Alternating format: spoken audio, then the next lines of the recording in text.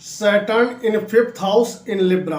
मित्रों नमस्कार, मैं मयंक त्रिपाठी नक्षत्र रहस्य चैनल पर आप सभी दर्शकों का हार्दिक स्वागत करता हूं।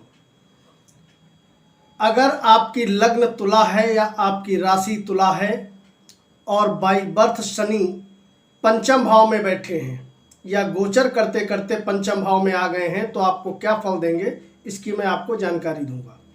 ये ध्यान रखिएगा, कोई भी ग्रह हो बहुत ज़्यादा फल वो तभी पूर्ण रूप से दे पाता है जब उसकी महादशा, अंतरदशा, प्रत्यंतर दशा चल रही हो। तो गोचर का इफेक्ट जरूर पड़ता है लेकिन उतना ज़्यादा प्रभाव नहीं पड़ता है।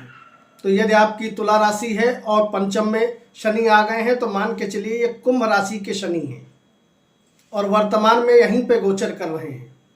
ऐसे शनि अपने उच्च स्थान से पंचम है, यानी कि आपका जो है लग्न बढ़ेगा। और जब लग्न बढ़ता है तो सबसे पहला जो शुभ प्रभाव मिलता है वह यह है कि आपका स्वास्थ्य जबरदस्त रहता है। इसके अलावा कॉन्फिडेंस लेवल भी आपका बढ़ जाता है। समय समय पे आपको भारी मात्रा में मान सम्मान देखने को मिलेगा, मान सम्मान आपका होता रहेगा। लेकिन यहाँ पर शनि बैठ करके जहाँ कुछ शुभ फल देते हैं तो वहाँ अशुभ फल भी देंगे। पंचम में बैठे हैं, पंचम भाव हमारी बुद्धि का है, बुद्धि बढ़ेगी तो ज्ञान बढ़ेगा। यहाँ पर विद्यार्थियों के लिए बड़ा शानदार योग शनि महाराज बना देते हैं। शिक्षा में, उच्च शिक्षा में लाभदायक स्थितियाँ जातक के बनी रहती हैं। इसके अलावा शनि की कृपा से प्रेम संबंधों में भी अच्छा लाभ देखने को मिलता है, यानी कि आप कह सकते हो कि आपका जो प्यार है वह आपको मिल जाएगा। वहीं पर कुछ मामलों में दिक्कत भी उत्पन्न होगी। दिक्कत क्या होगी?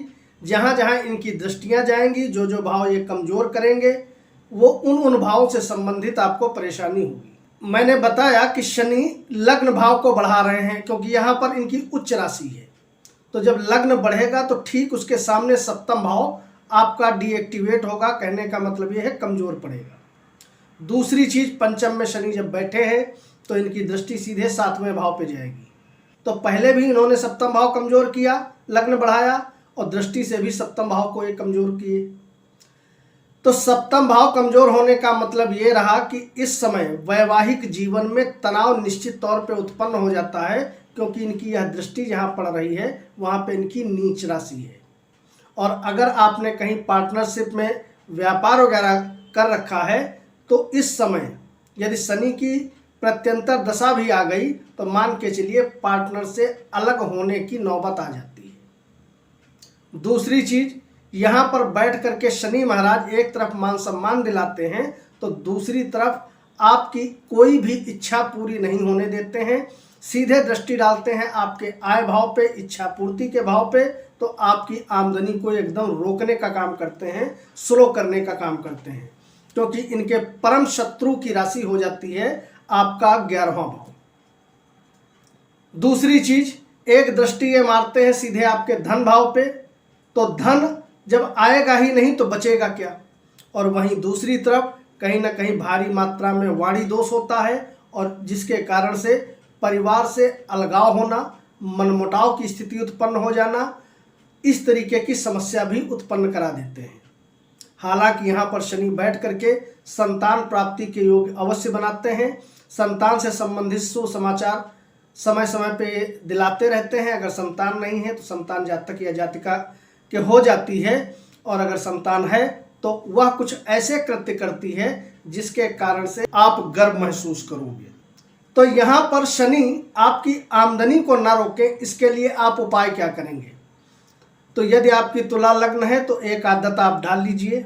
अगर आपको इनकम करनी है, शनि की दशा चल रही है, बहुत ज़्यादा आप परेशान हो, तो आप बजरंग बाण एक बार सुबह एक बार शाम को पाठ करेंगे।